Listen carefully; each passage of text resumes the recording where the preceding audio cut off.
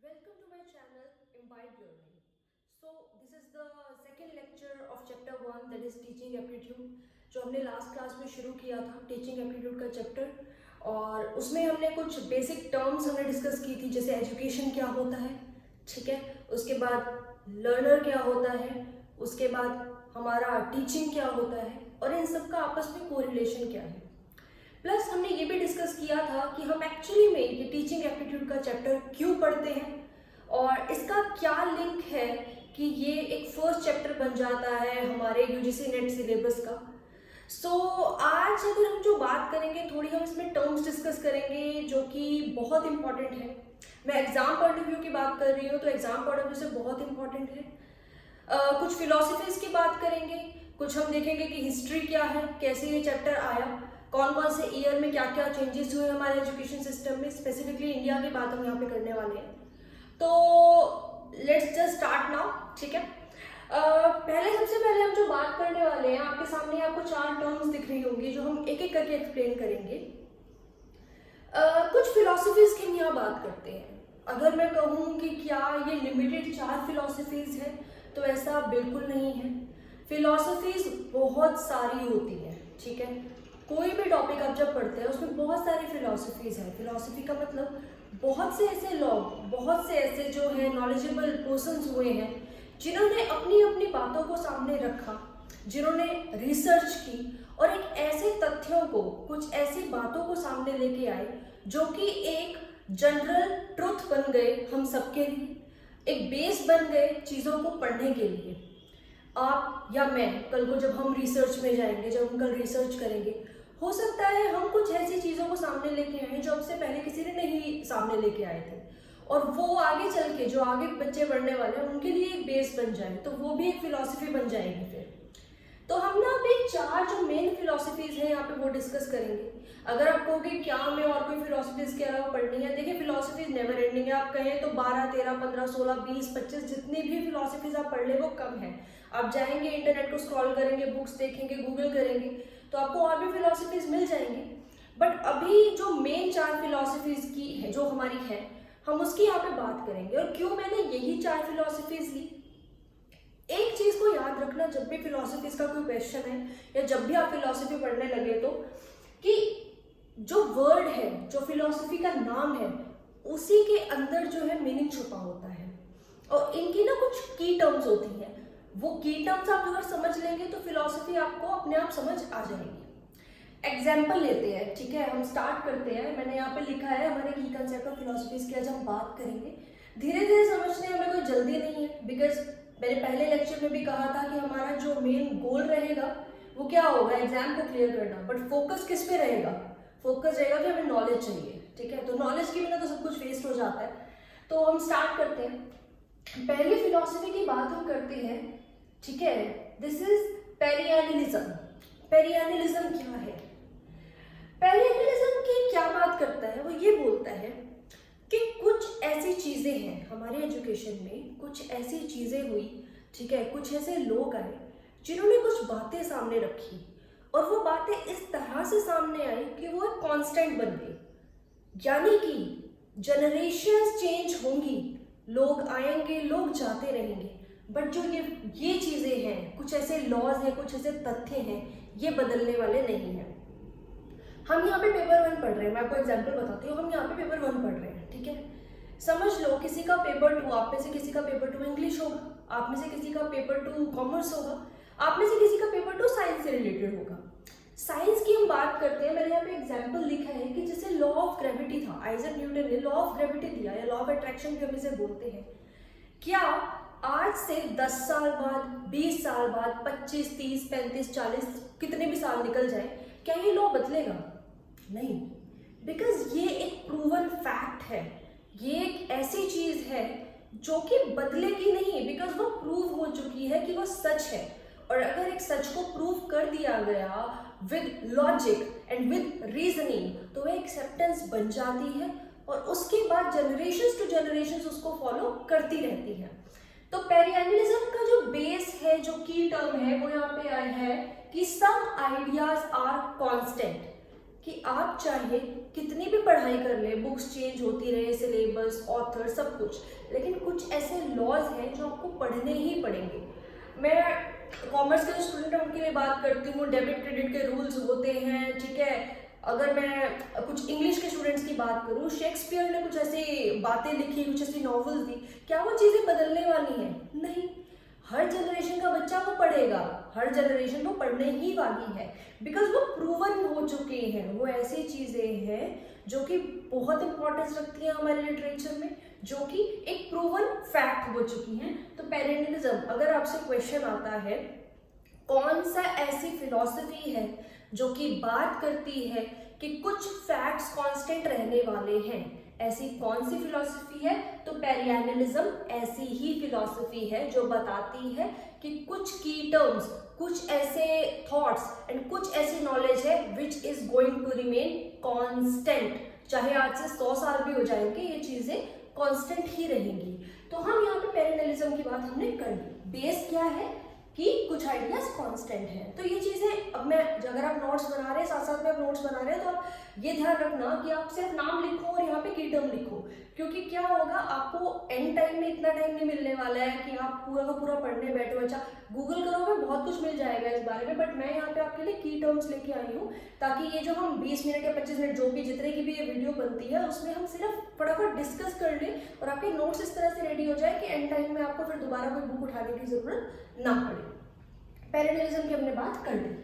अब हम जाते हैं हमारी सेकंड टर्म पे। तो एसेंशियलिज्म हमारी ना, अगर आप देखोगे नाम पे ध्यान देना, एसेंशियलिज्म ना एक तरह से पेरियानिज्म का ही पार्ट है, ठीक है। एसेंशियलिज्म ये कहती है कि हाँ, कुछ आइडियाज, कुछ थॉट्स कांस्टेंट होते हैं, बिल्कुल कांस्टेंट होते हैं। उसने इसको एक्सेप्ट तो कर लिया, बट उसने ये बोला कि टाइम के साथ साथ जब बच्चे सीखने आएंगे या कोई भी इंसान जब सीखेगा, तो उसे कुछ मॉरल वैल्यूज हैं जिनका ध्यान जरूर रखना है।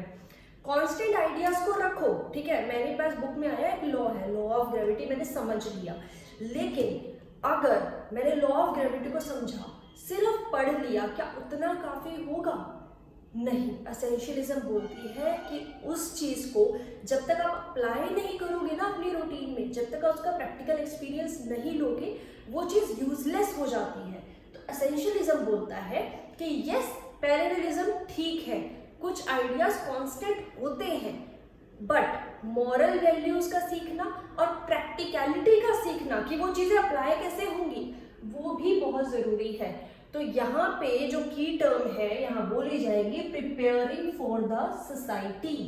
आपको इस सोसाइटी में रहना है, अगर आप पढ़ाई कर लो लेकिन आपको उसको अप्लाई करना नहीं आता, तो फिर फायदा क्या है पढ़ाई का? तो जब आप पढ़ाई करो, उसके साथ आपको कुछ ऐसी वैल्यूज भी सिखाई जाएंगी, ठीक है, जिससे आप वो जो आपने जो पढ़ा है उसको आप अप्लाई करना सीख जाओ। तो तथ्य तो सही बन गए, प्लस आपकी ग्रोथ भी हो गई।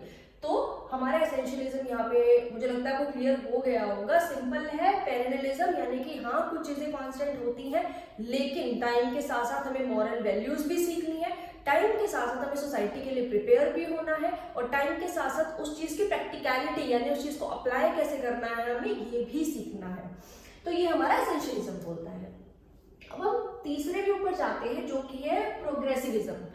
सबसे पहले ये नाम लिख लीजिएगा, जॉन डुई ने ये दिया था। जॉन डुई बहुत ही टीचिंग एप्टीट्यूड में बहुत ही इंपॉर्टेंट नाम बन जाता है। बहुत सारे एमसीक्यूज इसमें से आते हैं और बहुत सारे जो हमारे फैक्टर्स हैं या बहुत सारे हमारे टर्म्स हैं जो कि इन्होंने ही दी थी। तो जॉन डुई ने एक और टर्म दी प्रोग्रेसिविज्म की। ये लोग बहुत नॉलेजेबल लोग थे, ये लोग रिसर्च करते रहते थे, ठीक है। तो उन्होंने हम लोगों के लिए ये बताया कि देखो ये फिलॉसफीज है, उनको जब आप टीचर बन जाओगे तो अपने ध्यान में रखना कि इस तरह से पढ़ाना है, आपके कुछ बेसिस क्लियर होने चाहिए।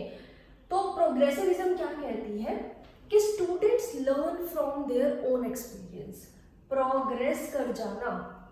देखो एक छोटा बच्चा जब होता है, जब एक हम उसको नर्सरी या प्री नर्सरी वहां तक जब बच्चा होता है तो हर चीज़ ना बतानी पड़ती है, फर्स्ट सेकंड तक बतानी पड़ती है। लेकिन क्या एक 11th की 12th की या ग्रेजुएशन या आपको या मुझे क्या कुछ बताने की ज़रूरत है? नहीं, बताने की ज़रूरत है, समझाना ज़रूरी है, बट क्या हर चीज़ बताने की ज़रूरत है? नहीं। कुछ चीजें आपको खुद भी तो पता होंगी ना। तो इसलिए प्रोग्रेसिविज्म हमें यही बोलता है कि अपने खुद के एक्सपीरियंस से सीखो। आपने कल को कोई गलती करी, आप सीखते हो कि कल हमें ये गलती दोबारा नहीं करनी है। ये एक मैच्योर इंसान की सोच है, एक बड़े बच्चे की सोच है। तो प्रोग्रेसिविज्म हमें ये बताता है कि अपने ही एक्सपीरियंसेस से सीखना है। और ये किसने बोला? जॉन डुई ने बोला।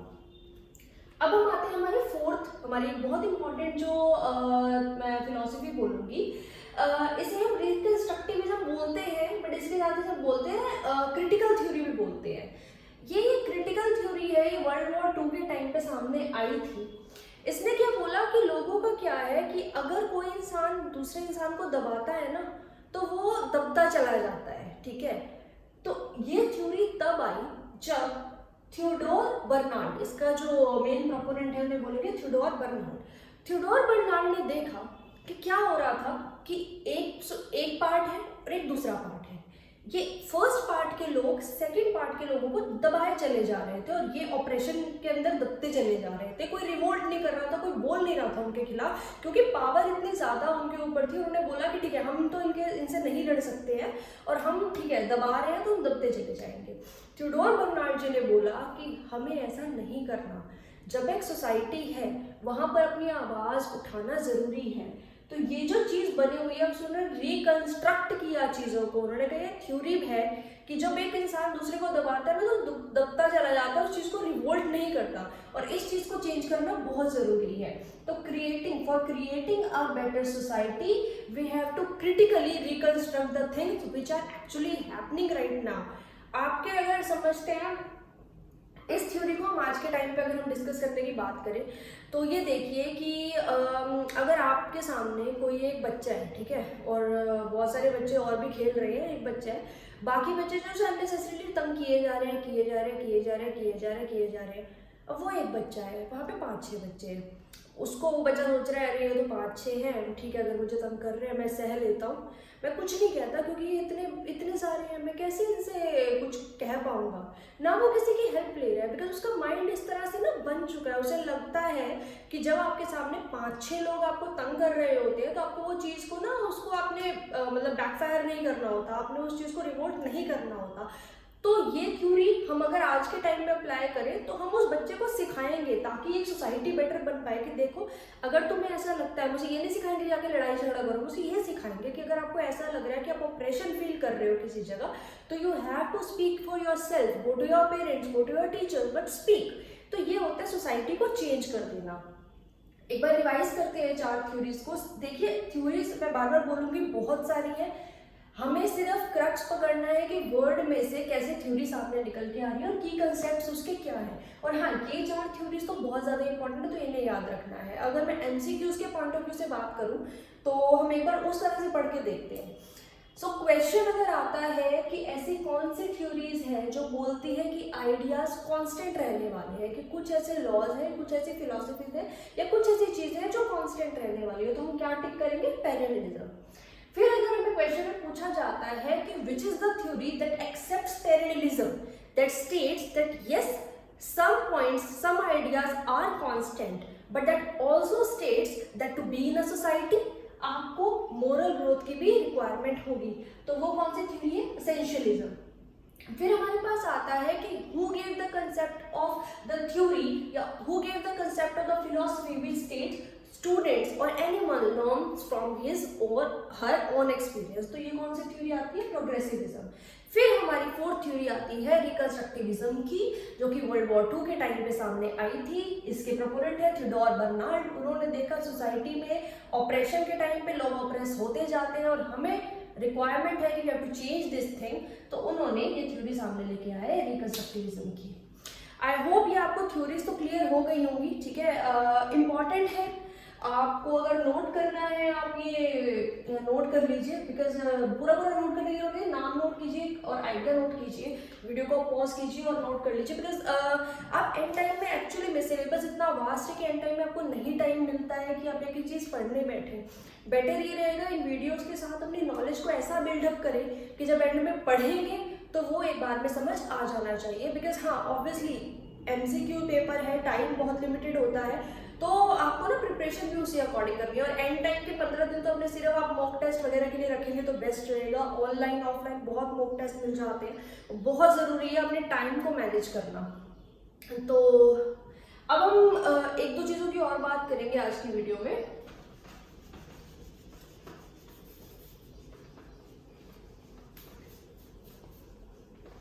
हाँ, एक टर्म आप यहाँ पे, जैसे मैंने लास्ट वीडियो अगर आपने नहीं देखी तो आप प्लीज देख लीजिएगा।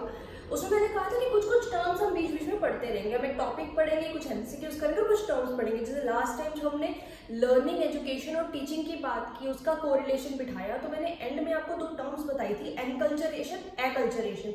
एनकल्चरेशन आपके खुद के कल्चर को समझना, उसको अडेप्ट करना। एक्लचरेशन किसी दूसरे के कल्चर को समझना और उसको अडेप्ट करना। सिमिलरली अब आज मैंने 4 थ्योरी समझाई आपको, पैरेललिज्म, रिकंस्ट्रक्टिविज्म, ठीक है, उसके बाद एसेंशियलिज्म आ जाता है हमारा, प्रोग्रेसिविज्म आ जाता है। ये 4 थ्योरीज के बाद अब एक और हम टर्म जो है डिस्कस करेंगे जो कि पूछ ली जा सकती है। एक सिस्टम ऑफ एजुकेशन है वर्धा, वर्धा कुछ भी बोल सकते हैं, कई बार पूछ लिया जाता है sir who has given the Wardha system of education. तो हम इसमें याद रखेंगे महात्मा गांधी, या अपने पास नोट कर लीजिए, who has given the Wardha system of education, किसने दिया है, महात्मा गांधी जी ने। एक ये टर्म नोट कर लीजिए। अब हम कुछ और चीजें पढ़ने वाले हैं, और अभी मैं आपको एक बार पहले थोड़ी सी कहीं कंफ्यूजन ना हो रही हो किसी भी स्टूडेंट को या किसी को भी जो सुन रहे हैं, तो मैं एक बार क्लियर कर दूं कि हम किस फ्लो में चल रहे हैं। हमने चैप्टर 1 स्टार्ट किया था, टीचिंग एप्टीट्यूड स्टार्ट किया। टीचिंग एप्टीट्यूड हमने सबसे लेक्चर फर्स्ट में समझा कि हम इसे क्यों पढ़ते हैं, और इसमें हम कौन सी ऐसी टर्म्स हैं जो कि बार बार पढ़ने वाले हैं। हमने 3 टर्म्स डिस्कस की। आज हम पढ़ रहे हैं कि ये चैप्टर जब हम आगे बढ़ेंगे, हमने कहा हमने बहुत कुछ पढ़ना है अभी इस चैप्टर में, लेकिन कहाँ से चीज़ें आई, क्या कुछ बेसिस है, क्या कुछ हिस्ट्री है। तो हाँ, कुछ फिलॉसफीज थी जो अब यहाँ पे नहीं है, पहले थी, तो कुछ फिलॉसफीज है वो लेके आई, वो हमारा बेस बन जाती हैं आगे के चैप्टर का, वो हिस्ट्री बन जाती हैं आगे के चैप्टर का, तो वो हमने पढ़ ली। एक हमने सिस्टम ऑफ एजुकेशन पढ़ा, वर्धा सिस्टम ऑफ एजुकेशन, जो कि किसने दिया था, महात्मा गांधी जी ने। अब हम आगे बढ़ते हैं, ठीक है, हमने कुछ कॉमन टर्म्स डिस्कस कर ली, ये टर्म्स हम पढ़ने वाले हैं। हमने हिस्ट्री डिस्कस कर ली, यानी कि हमने फिलोसफीज डिस्कस कर ली कि हाँ ठीक है, इन लोगों ने टीचिंग एप्टीट्यूड के बारे में या कुछ कॉमन चीज़ों के बारे में बताया था। अब हम आते हैं एक नेक्स्ट स्टेप पे कि पास्ट से लेके अभी तक कौन कौन से ऐसे इनिशिएटिव हैं जो गवर्नमेंट ने लिए हैं हमारे एजुकेशन सिस्टम को इम्प्रूव करने के लिए। तो कुछ मैं ईयर्स यहाँ पे लिखूंगी, कंफ्यूज मत होना, इजी है टू लर्न।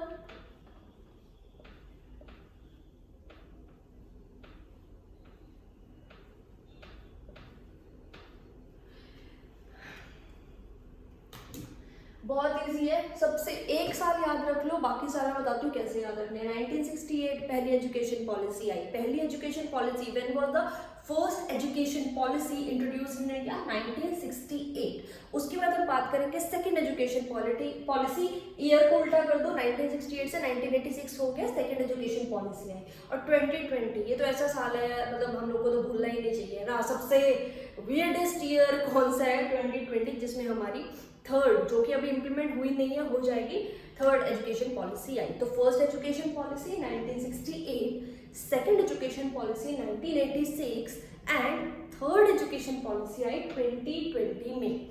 ये पूछ लिया जा सकता है, देखिए हम एमसीक्यूज में जब हम इस तरह के पेपर देते हैं जहाँ पे एमसीक्यूज होते हैं, तो वहाँ पे ना ईयर्स, टर्म्स, नाम, ये सब जरूरी हो जाता है। वहाँ पे ना थ्योरी आपसे नहीं पूछी जाएगी, आपसे ये नहीं पूछा जाएगा कि चलिए बिहेवियरल थ्योरी को एक्सप्लेन कीजिए। आप क्या एक्सप्लेन करोगे उसमें?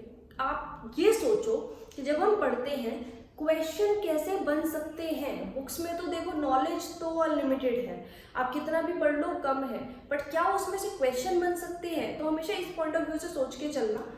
इसलिए अब जैसे क्वेश्चन ऑब्वियसली एमसीक्यू में आपसे क्या ईयर नहीं पूछा जा सकता कि फर्स्ट एजुकेशन पॉलिसी कब आई, 68, सेकंड 86, थर्ड 2020 में। तो राइट नाउ अगर हम कहें तो राइट नाउ हमने जो इम्प्लीमेंट की हुई है वो तो 86 है, 2020 में बहुत जल्दी इम्प्लीमेंट हो जाएगी, बिट्स एंड पीसेज में होगी बट हो जाएगी।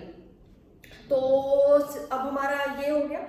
इसके अलावा हाँ, अभी मुझे लगता है आज के लिए इतना काफ़ी रहेगा, बिकॉज आप लोग कंफ्यूज ना हो, तो इसलिए थोड़ा थोड़ा हम पढ़ेंगे, बट पढ़ेंगे ऐसे कि समझ आएंगी चीज़ें। और हाँ, एमसीक्यूज मैंने बोला था कि हर लेक्चर के बाद डिस्कस होंगे, तो हम आज के अब एमसीक्यूज डिस्कस कर लेते हैं। स्टार्ट करते हैं। एक क्वेश्चन है, why should a student not be punished severally. बहुत इंटरेस्टिंग क्वेश्चन है, बड़ा सिंपल क्वेश्चन है, बट इसके ऑप्शंस जब मैं आपको बताऊंगी आप कंफ्यूज हो सकते हो, तो आराम से समझते हैं।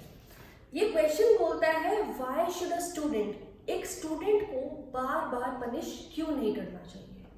कॉमनली भी समझ लो। अब मैंने कहा था कि जैसे ही क्वेश्चन आएगा आपको स्टेप इनटू द शूज करना है। आप एक टीचर हो, अब आप सोचो एक स्टूडेंट आपके सामने है, उसे वो क्लास में आता है, आप उसे रोज डांट देते हो, वो दोबारा आता है डांट देते हो किसी भी रीजन से, बट आप उसे रोज डांट रहे हो, ठीक है। क्यों नहीं करना है हमें ऐसा। अब हम ऑप्शंस देखते हैं। ही मे क्वेरल विद द टीचर, ये भी तो हो सकता है कि वो रोज आकर आपसे लड़ने लगे, 1 दिन 2 दिन 3 दिन 4 दिन 5वें दिन बोल देगा, अरे आप रोज ही मुझे मार रहे हो, क्या हो गया, मतलब वो आपसे क्वेरल भी कर सकता है। First. Second, he may leave the school and join another, हो सकता है वो स्कूल छोड़ के चला जाए और दूसरे स्कूल को ज्वाइन कर ले। उसके बाद आ सकता है कि अपने पेरेंट्स को बुला के ले आए, और हो सकता है पेरेंट्स को बुला के भी ले आए। और फोर्थ हो सकता है बिकॉज उसने ना एक नेगेटिव एटीट्यूड डेवलप हो जाएगा। अब देखिए ऑप्शन तो देखो ऐसे हैं कि सभी ठीक है, हो सकता है बच्चे अलग अलग तरह के होते हैं, हो सकता है कि एक स्टूडेंट को जो अगर आप रोज डांट रहे हैं तो कोई स्टूडेंट तो होगा जो आपसे लड़ाई झगड़ा करेगा, कोई होगा अपने घर पे जाके बताएगा और फिर वो अपने पेरेंट्स को बुला के ले आएगा, कोई होगा ऐसा जो कि कह देगा मेरे को स्कूल में ही नहीं जाना है, मुझे तो स्कूल ही चेंज करना है। लेकिन जो ये फोर्थ ऑप्शन है जो ये बोलता है कि ही मे डेवलप अ नेगेटिव एटीट्यूड। अब पहले तीनों आंसर जब लोगे ना, आप देखोगे कि ये नेगेटिव एटीट्यूड का ही पार्ट है। आपसे अगर कोई बहस कर रहा है तो वो नेगेटिव एटीट्यूड का पार्ट है, अगर कोई आपकी जगह को छोड़ के दूसरी जगह जा रहा है वो नेगेटिव एटीट्यूड का पार्ट है, और अगर कोई अपने पेरेंट्स को बुला के ला रहा है टीचर से बात करने के लिए, वो भी नेगेटिव एटीट्यूड का पार्ट है।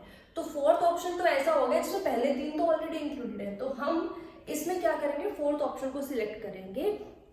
क्यों हमें एक बच्चे को बार बार नहीं डांटना चाहिए, रोज नहीं डांटना चाहिए, बिकॉज हो सकता है उसमें एक नेगेटिव एटीट्यूड डेवलप हो जाए उस टीचर के लिए प्लस स्कूल के लिए।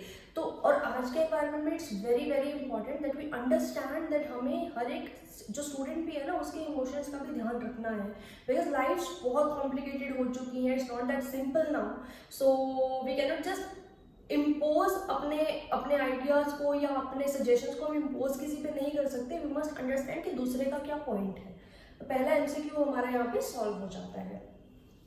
एक टर्म है, मैं यहाँ पे लिख रही हूँ और ये एमसीक्यू ही है, बट आप ये नोट कर लेना, ठीक है।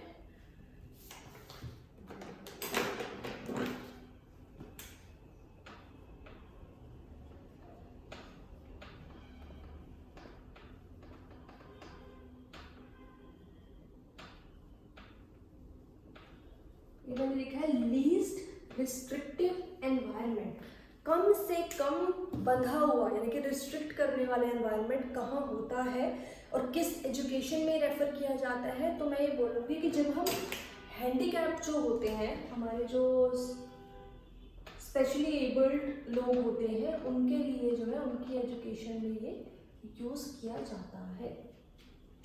नॉर्मल एजुकेशन या हमारी एजुकेशन में यूज़ नहीं किया गया था लीस्ट रेस्ट्रिक्टिव एनवायरनमेंट। तो जब भी आपसे पूछा जाए कि ये टर्म कहाँ यूज़ होती है, तो ये हैंडीकैप लोगों की जब टीचिंग होती है तो उसमें यूज़ होती है। तो ये भी अपने पास नोट कर लीजिए। अभी मैंने एक प्रोपोनेंट की बात करी जॉन डुई की, जॉन डुई, और मैंने उसके साथ उसकी फिलॉसफी की बात करी। प्रोग्रेसिविज्म जो हमारी थी कि प्रोग्रेस करना है, अपने खुद की चीज़ों से सीखना है, ये किसने दिया था, जॉन डुई ने। तो जॉन डुई की जब हमने बात करी, एक क्वेश्चन आता है कि according to John Dewey education क्या है, क्या वो सोशल नीड है, क्या वो पर्सनल नीड है, क्या वो साइकोलॉजिकल नीड है, या वो थ्योरेटिकल नीड है। अब एक बार हम इसको समझते हैं आज के लेक्चर से जुड़ के इस एमसीक्यू को। देखिए मैं बार बार बोल रही हूँ कि कंसेप्ट क्लियर होंगे तो चीज़ें समझना बड़ा इजी होगा। अब अगर आपको फिलॉसफीज पता है, आपको पता है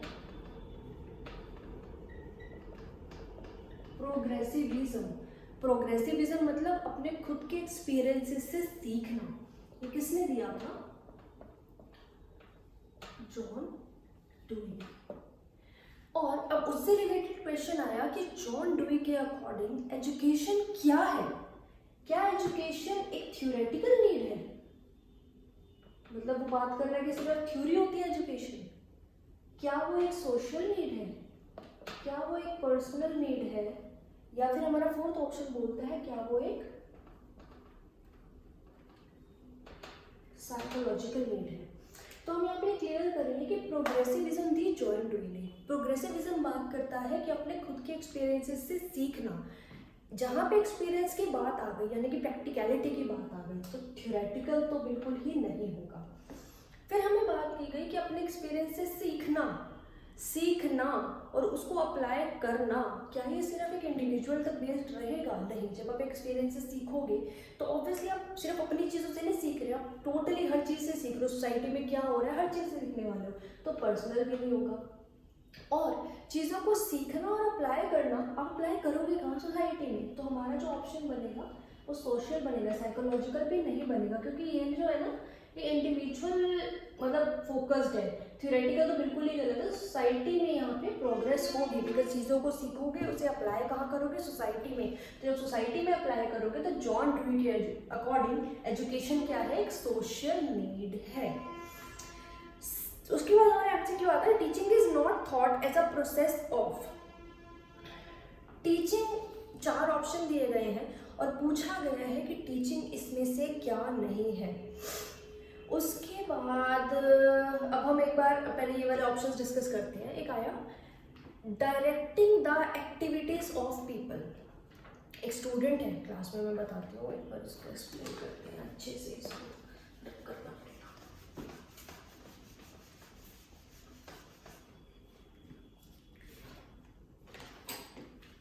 ये देखिए, ये स्टूडेंट है, ठीक है, ये क्लास में बैठा है, फिर ये चला जाता है क्लास से, ठीक है, फिर ये घर चला जाता है और यहाँ एक टीचर है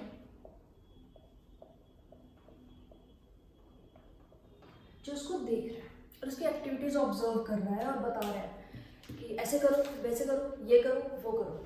क्या टीचिंग ऐसा है?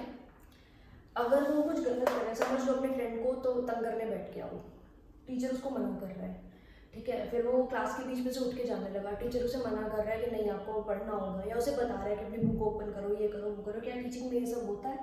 बिल्कुल होता है। ऐसा तो है नहीं कि आप क्लास में जाएंगे, आप बैठ जाएंगे, आप पढ़ाएंगे और चले जाएंगे, बच्चे शोर मचा रहे हैं, बच्चे नहीं पढ़ रहे, बच्चे तंग कर रहे हैं, क्लास में से उठ के जा रहे हैं, ऐसा नहीं है। तो टीचर जो है अपने स्टूडेंट की एक्टिविटीज़ को डायरेक्ट करता है, तो ये ऑप्शन तो सही लग रहा है। सेकेंड चीज़ बोलते हैं listening the recitation of people. हमने एक असाइनमेंट दिया, ठीक है, लोग वो तैयार करके आए, उन्होंने कहा कि ठीक है उन क्लास में 1 by 1 सब रिसाइट करेंगे इन चीज़ों को। रेसिटेशन को सुनना, क्या ये टीचिंग है? बिल्कुल, ये भी टीचिंग है। अगर आप कोई काम दे रहे हो और अगर स्टूडेंट कुछ बोलना चाह रहा है क्लास के सामने, उसे बताना चाह रहा है, तो ऑब्वियसली आप उसे वो मौका दोगे, तो टीचिंग ये भी है। फिर आता है indoctrination adult ideas to young people. पहली बात है, इंडॉक्ट्रिनेशन का मतलब क्या होता है? एक टर्म आई है हमारे सामने,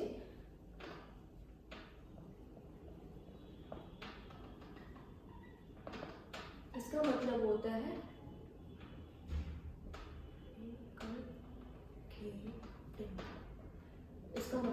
इनकलकेट करना।